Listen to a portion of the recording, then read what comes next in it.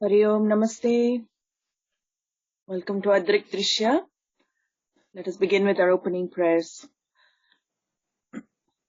Om Sadashiva Samarambham Shankaracharya Madhyamam Asmadacharya Paryantam Vande Guru Paramparam Shruti Smriti Purananam Alayam Karunalayam Namami Bhagavat Pada Shankaram Loka Shankaram Shankaram Shankaracharyam Keshavam Vadarayanam Sutrabhashya Krito Vande Bhagavanto Punah Punah Ishvaro Gururatmeti Murti Bheda Vibhagine Vyomavat Vyapta Dehaya Dakshina Murtaye Namaha Om Sahana Bhavatu Sahano Bhunaktu Sahaviryam Karavavahe Tejasvinavadhitamastu ma vidvishavahe Om Shanti Shanti Shanti Gurur Brahma Gurur Vishnu Gurur Devo Maheshwaraha Guru Sakshat Param Brahma Tasmai Shri Gurave Namaha Om Gam Ganapataye Namaha Om Gam Ganapataye Namaha Om Gam Ganapataye Namaha Rupam Drishyam Lochanam Drik Tadrishyam Driktu Manasam Drishyadi Vrittayas Sakshi Drigevanatu Drishyate.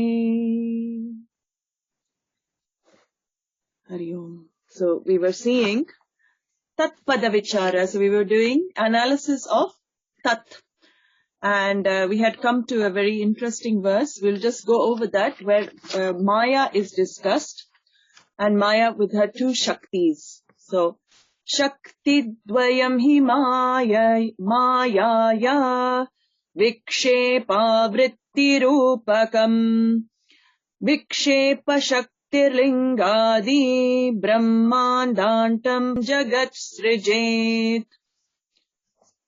So, this Maya Shakti, which is the power of consciousness, the power of Brahman, Maya is brought in for creation to acknowledge how creation takes place. And we saw last time that Maya in our Shastra is said to have two Shaktis, two powers.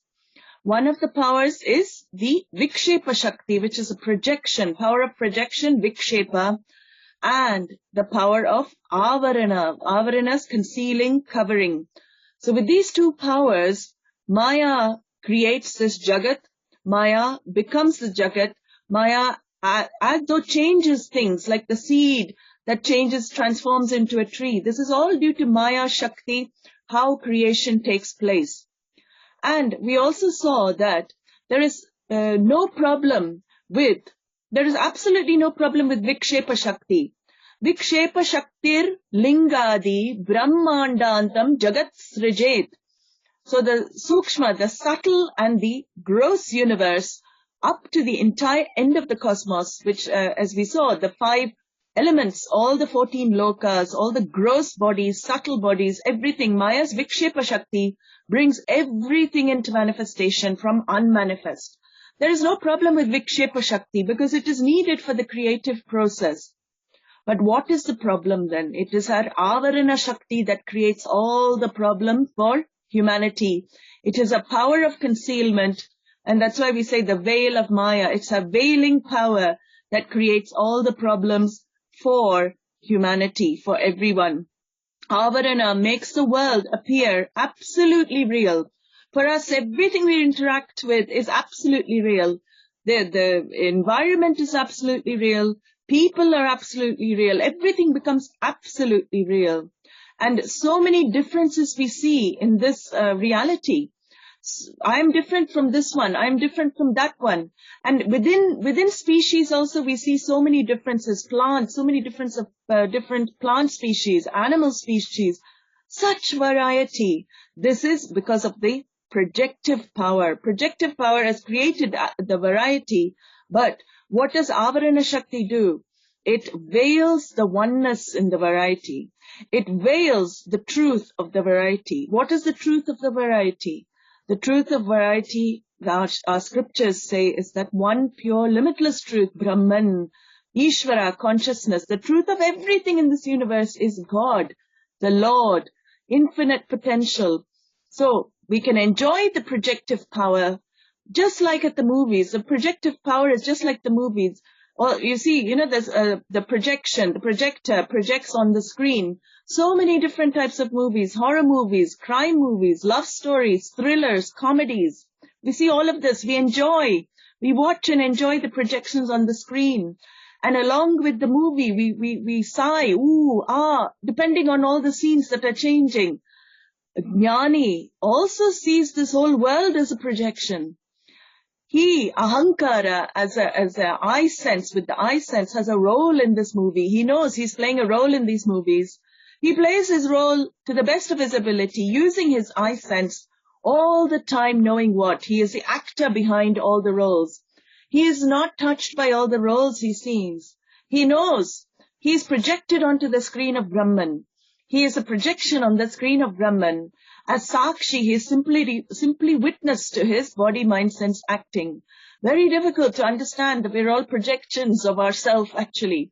Our true self projection is what we are experiencing in this Vyavaharika Jagat. So that what makes this happen? It's a projecting and veiling Maya. But this projecting and veiling Maya has its being only in Brahman. She is non-separate. She depends entirely on Brahman for her existence.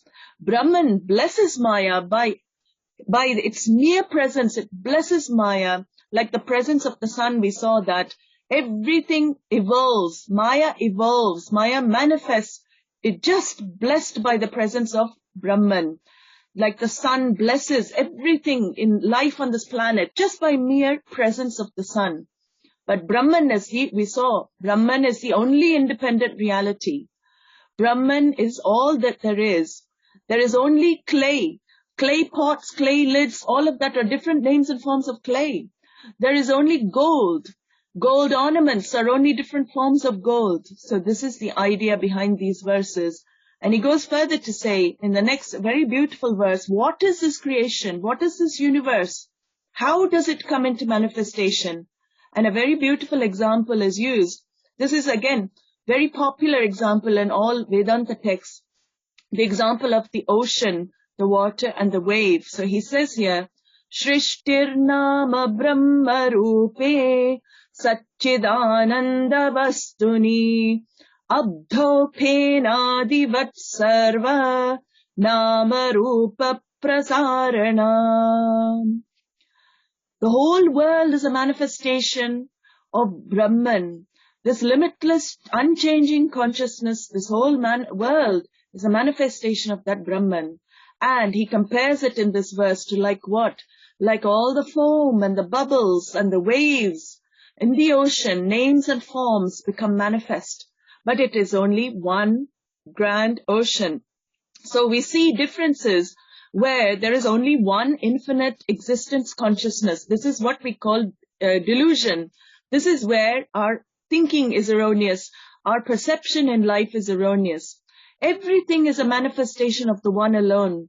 When we understand that fact, then there would be no fear of anything else, because Dvaitadi bhayam bhavati. Because I see a second thing, there is a cause for fear. If I see a second thing, there's a cause for jealousy. If I see a second thing, there's cause for anger and everything else. Because I see something outside me. But what is the truth? Everything in truth is essence, my essence. He says here, Abdho Penadi Vatsarva, just like the ocean. In the ocean, we see the waves and breakers and bubbles and froth and the foam, everything, small waves, big waves, rising in the ocean. Rising is like birth. When the wave is being born, it rises in the ocean. It exists for some time. It grows. It lives for some time. And as it reaches the shore, it breaks. And that is what we call death. But what happens to the wave? Very beautifully, it resolves back into the ocean. It goes back to the water. It goes back to the source. This is exactly what all living beings, this verse, he says, the whole Jagat is like that. Everything rises in time. Everything lasts within time. Everything resolves in time into the timeless, the source of time itself. That is Brahman. So the waves become one with water again, and only to arise again. That's what we call rebirth. Sometimes they evaporate. That can be seen as the waves going to heaven. When they evaporate, they go to heaven. But again, they have to rain down again. They rain down again and become waves again. If it dives deep into the ocean, if it discovers total stillness, what happens? When you go into the depths of the ocean, there is total stillness. There is no chance of being born as a wave again. That is when you discover the self, that is total stillness. There's no disturbance in the depths of the ocean. So you are pure water in that depth. That is your reality. But we're all living on the surface. We're superficial. And this is what is called Vyavaharika. Vyavaharika Satyam is that superficial Satyam that is on the surface. All our transactions take place on the surface. Only one wave can interact with another wave, right? It is called Vyavaharika Yogyatvam. They're empirically true. All the waves, the foams, the breakers, the different names of forms are empirically true. What does that mean? They are useful in the transacting world. They're useful in transaction. I cannot surf on a very still ocean, can I? Can I surf on a still ocean? No. They're useful for transaction because I can only surf on a wave. So names and forms, all names and forms have function. They have a use. Clay, if I take a lump of clay, can it hold water? It cannot. But when it's shaped into a pot or a vessel, it can carry water. So all of this, it still remains clay, but the shape, the name form makes it useful in Vyavaharika. So waves have Vyavaharika yogyatvam. It is said they're empirically true. They're useful in this transaction. Every name and form in this Jagat has a function. Also within the creation. Everything. Nothing is redundant. So everything is useful. But in knowledge, there's a very beautiful verse in a text called Ashtavakra Gita. King Janaka, when he discovers the truth, he says, Mai ananta maham bodho ascharyam jiva vichayaha udyanti gnanti kelanti pravishanti swabhavataha. He discovers this knowledge of the ocean. What does he say in this discovery of the truth? How wonderful it is that in the limitless ocean of myself, who is water, waves of living beings, waves of different egos in the world arise. They collide with each other. They play for a while with each other and are all absorbed into water again according to their natures. I am that ocean that gives existence to all waves. That's what he discovers. Because what is the essence of every wave? It is only water. Essence of every wave is nothing but water alone. Essence of every breaker, every foam, everything you see, all the names and forms in this ocean, nothing but water alone. And this example he brings to Brahman now. He brings to the spiritual reality. He says, Satchitananda Vastuni. Similarly, on this consciousness, pure Satchitananda, existence, consciousness, limitlessness, what happens? The whole Jagat of names and forms comes about. The whole Jagat of names and forms and functions comes to being as well. It is not so easy as seeing the water and the ocean example, because I cannot see it as I perceive the water and the wave. Now, if I'm standing at the ocean and a Vedānta teacher comes and says, go and touch the wave, and then you go and touch the wave, and then the person says, go and touch the water, what will you do? Well, I did touch the water. The water is the wave. It's easy to see. When you're touching the wave, you're touching nothing but water. But here is a formless entity, very difficult to see. We cannot perceive. It is not available for perception. So I cannot see it as I perceive water in the wave. But the whole issue is because we don't know what Brahman is. We have mixed up the Jagat, the name and form of this universe. We have mixed up the name form world with inner vision, with the truth of this universe, which is existence, which is the consciousness. But cognitively, we can understand that name and form and its substance, we can separate. That is what Shastra teaching does. It helps you to separate name, form, function from the reality as well, what is really real. And the means to know Brahman, this consciousness, is Shastra, the words of Vedānta, the words of Shastra. So name and form, name and form wave are from water alone. If you take any name and form like table, chair, look at the table you have, look at the chairs you have. Of course, if they're wooden, what is the essence of the names, the chairs and the tables? It is wood, nothing but wood. Table is just a name and form given to wood, actually.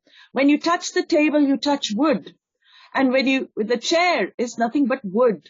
It's the same thing. Any object you take in this universe, any object you perceive, anything you touch is nothing but Brahman. It is pure consciousness. This universe is superficial. What we see is only on the surface. The substantial, the essence of everything in this Jagat is nothing but Brahman. And that is what he says here. Brahma Rupe, limitless, formless, not available for perception. Then how do these names and forms come into being then? At least two ways of viewing creation, two ways that our rishis have given. One is called Parinama Upadana Karanam, which means the material cause for this universe undergoes change to become something else. Like the cells, the egg and the sperm go to make a fetus. The fetus forms into a baby. Then it comes out. So these are the changes. Material cause undergoes change to become something else. It undergoes some kind of modification, like a seed. How does a seed become a tree? Can you see the tree in the seed? You cannot see the tree in the seed, but it transforms to become a tree. This is called Parinama Upadana Karanam. From one viewpoint, there is a change of one thing to another, a modification of one thing to another. But the rishis have said, is that really the truth? There is another way of viewing creation, and that is called Vivarta Upadana Karanam. Swarupa Apparityagena Rupantara Apattihi, which means assuming another form without giving up its nature. Everything, you see, assumes another form without giving up its nature. If you see in the gold world, if you make gold ornaments, does the gold give up the goldness to become gold earring? It does not. Does the gold give up goldness to become gold bangle? It does not. Gold remains in the earring, gold remains in the bangle. And this is from the standpoint of consciousness, there is no change at all because it is vivarta. It does not give up its nature to become anything in this whole creation. Your content, the content of you, it's that consciousness as well. You are also that pure, limitless consciousness. That is what our scriptures are pointing to again and again. The nature of yourself is limitless truth. There has been no transformation. You may think, oh, I've grown from being a baby to a child to a youth. No, that is superficial. That is the wave. The wave may grow. The wave may recede. But you are nothing but water. Does water ever change? Water never changes. It is only the wave that rises, the wave lasts, and the wave ends. But water is limitless, and it never changes as well. And this is what he says here, Nama Rupa Prasarana. Everything in this whole world is nothing but a projection onto that Brahman. And that pure screen of limitless consciousness, this whole world is just a projection. It's a hologramic. I don't want to say illusion, because everything has use. Vyavaharika yogetvam. Everything has some use while it lasts as well. So all the waves, all the forms, all of creation, they all have some use. But the essence of everything is, what he's saying is, it is water. The essence of everything is consciousness. The whole universe is nothing but words and meanings. Every word resolving into a meaning. The name is the word. Name is pot. What does it resolve into? The shape pot. book, if I say book, it's a word. What does it resolve into? The shape and name and form of the book. So this is what our whole world is actually. It is not as solid as we see. And we call this world, this universe, Ishvara Shrishti. It is the creation of Bhagavan. It is the creation of Ishvara, the objective world. If you see the world as it is, you are in harmony with Ishvara. If you perceive this Jagat just as it is, you're in harmony with Ishvara. But what is our problem? Because of Avarana Shakti, we don't see things as they are. There is a subjective projection onto this projected world already. Already the world is a projection. What do? Extra, I add my individual projection onto that projection, which makes what? Makes my own living hell in my own mind. My whole life is spent in my own mind, my own projection on what is. That is called Jiva Shrishti in our Shastra. From my background, from my psychology, what happens? It is because main reason for my own projection on the world is Avarana Shakti. I don't know. It is ignorance. I don't know the truth. And because I don't know the truth, what happens? I project what the truth is not. I cannot but help projecting because it is like seeing, when you go into the best example that our scriptures give, when you walk into a dimly lit room and you see this object there, it looks like a snake. You jump, you scream, oh my God, it's a snake. You see a dimly lit object, you see the shape of it, you see everything, but you don't see what it is clearly. And when you don't see things clearly, what happens? You project what it is not. That is exactly what we do in this Jagat. It is not that we don't recognize Brahman. For every mistake, for every error, there has to be a locus of error. So we do know partly there is Brahman. We do know partly there is consciousness. That is the whole thing. We know there is something because the error is committed on the locus. So subjective projection, Jiva Shrishti, is where all our problems begin. And this is what he's going to address in the next couple of verses. Very nice. The source of samsara. The source of samsara is my own projection onto Ishvara's world, what Ishvara has created. So you are always in evolving creation. You are contributing to this creation through your own projections as well. Wrong or right, your projections are also contributing. That's why dynamic changes at every moment are happening all the time. So this is how creation takes place, he says. The names and forms in this world, they exist in potential form in Maya. They're all in potential in seed form. And they come into being when the Vikshepa Shakti comes into being and they get projected. The whole world becomes projected, all the variety, all the differences, all the different shapes, the colors. Amazing, this whole universe with so many objects, so many things to see. So he says here now, what is the reason? What is it that creates samsara, this life of becoming, this life of sorrow? How does this Maya Shakti affect me in my life? We'll see. He says, Antar Drig-Drishya Vedam Bahishcha Brahma Sargayoho Avrinotya Parashaktihi Sa Samsarasya Karanam. So Avarana Shakti, the concealing power of Maya, covers the vision on the micro and macro level. On individual level it covers, on the gross level also it covers. On the macro level, the difference between Brahman and the universe is not seen at all. It is mixed up. I take this universe to be the reality. It is mixed up.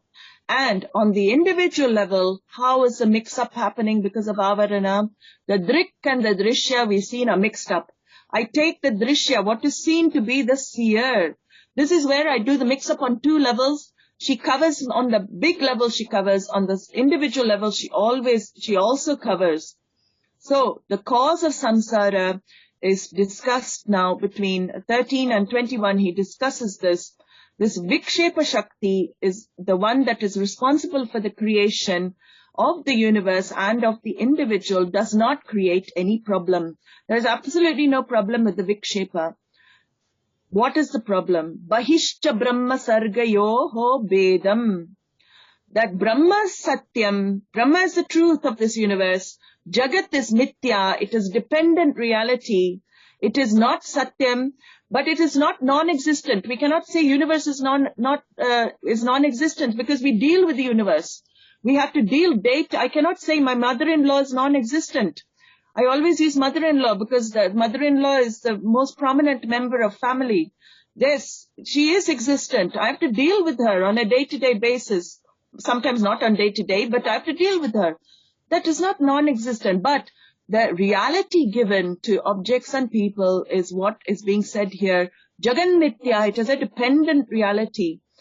So this Avarana Shakti causes confusion in my mind, in the individual mind, at the external level, and this is what he says here. It covers the distinction between Brahman and the world.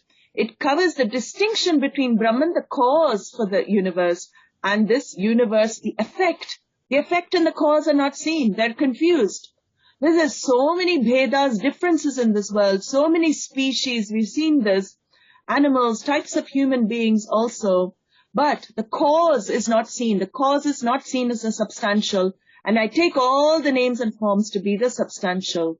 And why is this? Because Maya. Mayam tu prakritim vidyat, Mayinam tu maheshwaram. The Maya, because of Maya Shakti, covers this external world from my eyes. Because the magician, he's the wielder. Who is the magician? Maheshwara, the Lord. Maheshwara is the magician. He is the one who uses that power and he covers the reality for everything. So Vikshepa projects this Jagat, but Avarana, the other power, covers the distinction between the Jagat and Brahman. But Vikshepa is not responsible for samsara. It is Bhagavan's glory. A wise person's glory. They can use the Vikshepa. Vibhuti Yoga. In chapter 10, there's all of the verses in chapter 10 of Bhagavad Gita explain this Vikshepa Shakti of the Lord, how he becomes everything. He says, very beautiful verse, in the 8th verse, he says, Aham sarvasya prabhavaha matta sarvam pravartate iti matva bhajante mam buddha bhava samanvitaha. I am the origin of all the creation. Everything comes from me alone. The wise people know this perfectly and they worship me, they see me, and they worship me with great faith and devotion. So through all the names and forms, they see this one Lord alone who has become everything, So Vikshepa Shakti has no problem. It doesn't create any problem for us. Vikshepa Shakti we need to live in this world, to interact with people in the world. But he says, Avrinoti apara shakti sa samsarasya karanam. The other power of Maya, the Avarana, the concealing power at the individual level creates samsara. It conceals for me. I don't see Atma clearly. I don't see myself in essence. And what happens? Because I don't know myself, I don't see myself in essence, all projections onto the I happen. All projections are centered on the I. I take myself to be what I am not. When I say I am fat, what am I identified with? With the physical body. When I say I'm thin, I'm beautiful, I'm ugly, what am I identified with? With the physical body alone, right?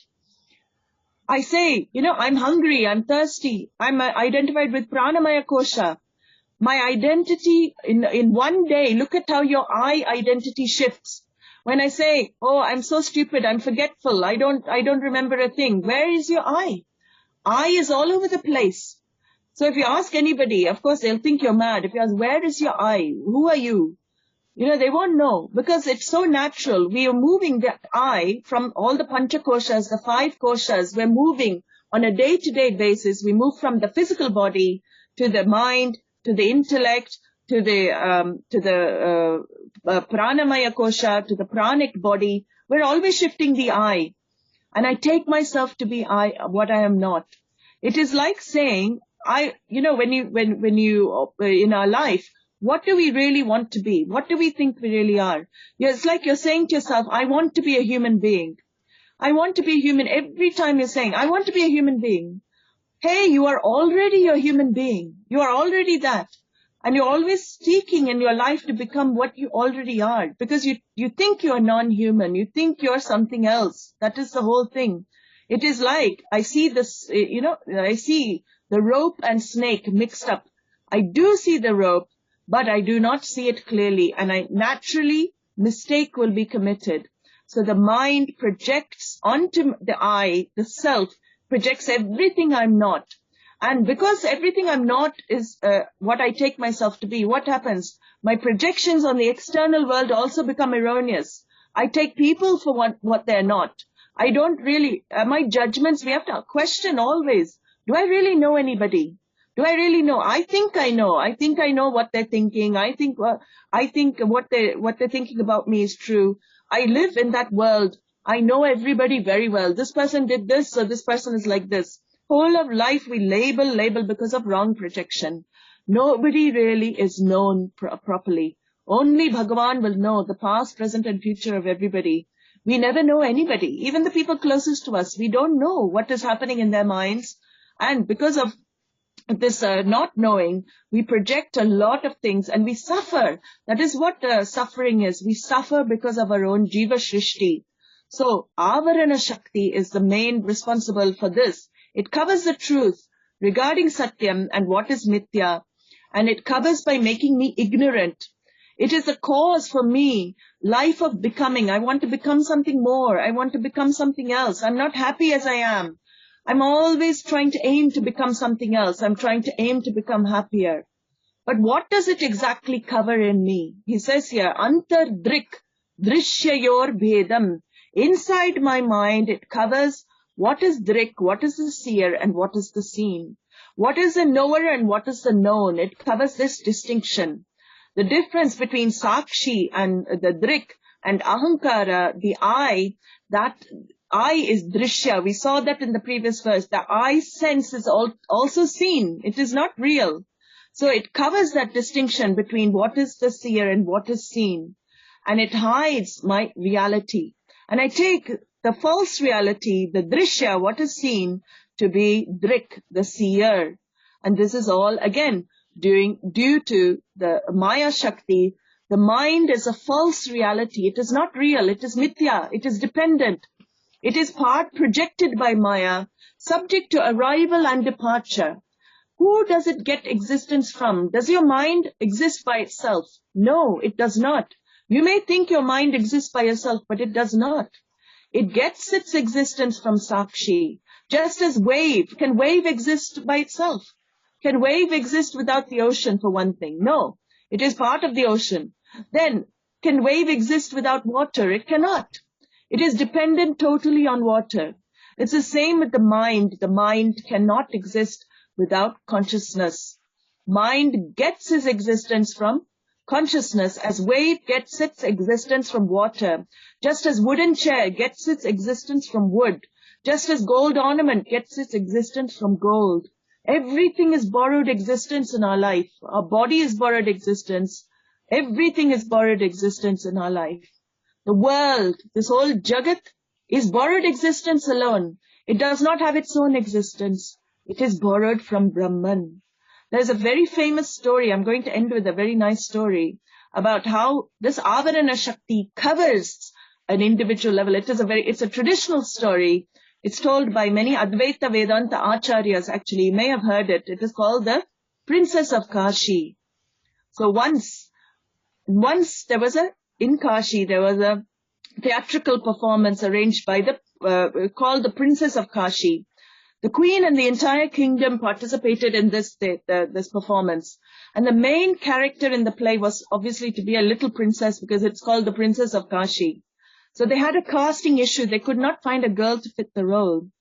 But the queen looked at her son and she said, wow, he looks, if we dress him up, he will look like a nice little girl.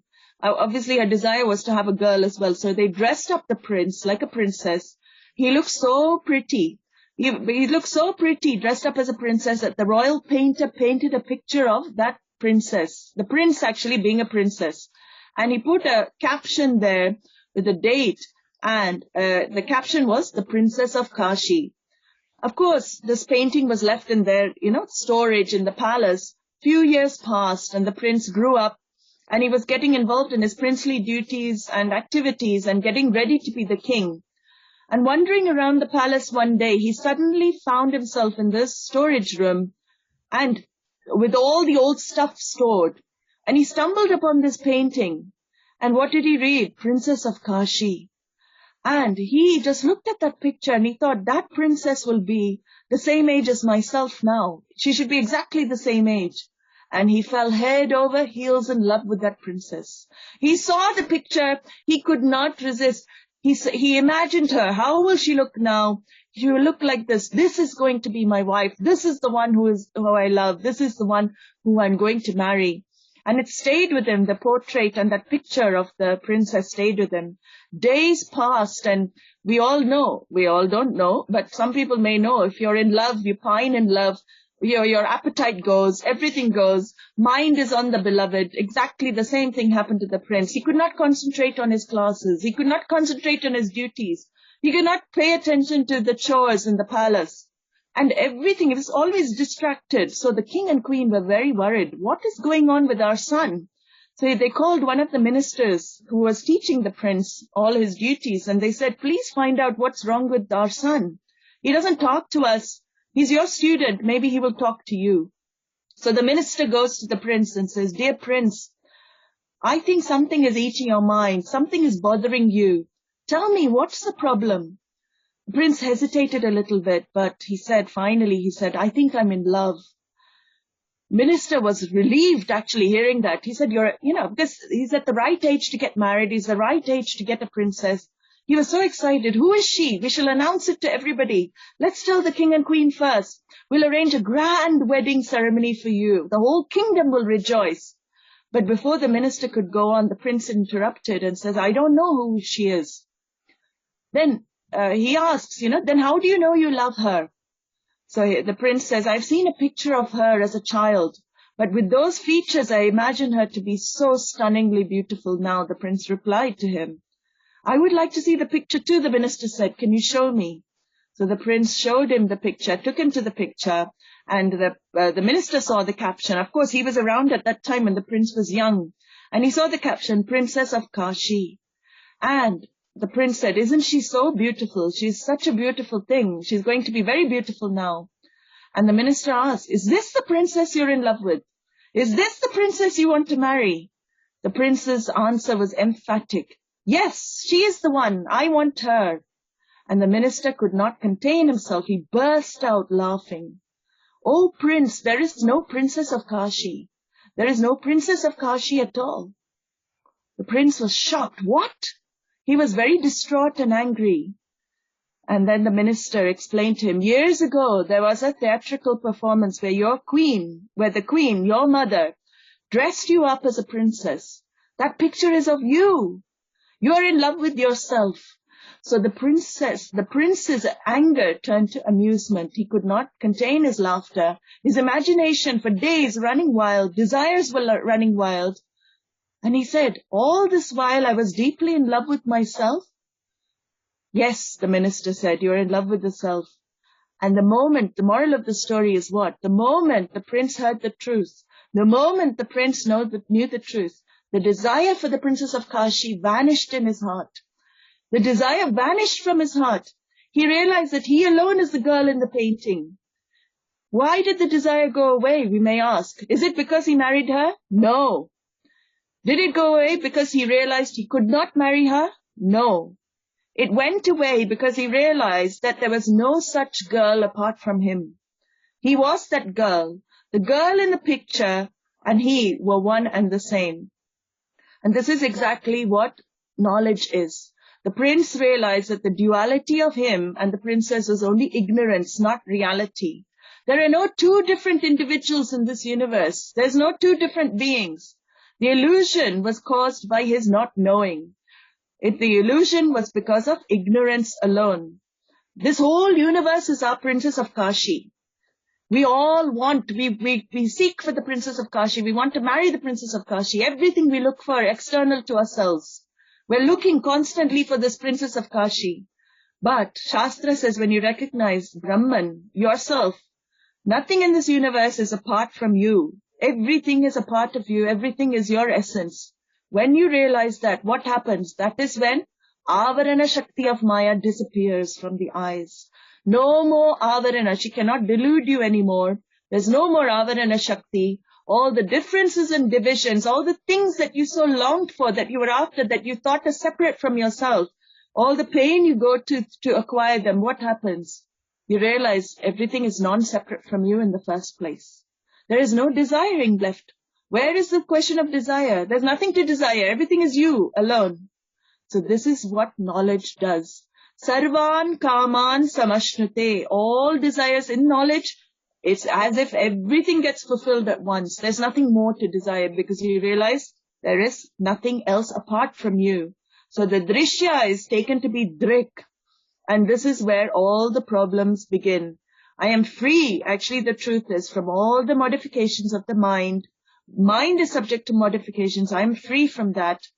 Only differences are known in life, but the truth is, I am the whole. I am everything. I cannot be bigger than what I want to be. This is called knowledge. And the cause for samsara is living in the life of differences, living in the life of duality. Avarana Shakti is the cause for samsara. When that goes, then everything goes. All the pain, all the sorrow, everything, all those experiences that you thought, because of differences in the world, they all go, they dissolve, just as the prince discovers that he and the princess of Kashi are one and the same. So with that, I think we'll stop. Om Sarve Bhavantu Sukhinah, Sarve Santu Niramayaha, Sarve Bhadrani Pashyantu, Ma Kaschit Dukkha Bhag Bhavet, Asato Ma Satgamaya, Tamaso Ma Jyotirgamaya, Mrityor Ma Amritam Gamaya, Om Purnamadav Purnamidam Purnat Purnamudachyate, Purnasya Purnamadaya Purnamevavashishyate. Om Shanti Shanti Shanti. Harihi Om Shri Gurubhyo Namaha. Harihi Om.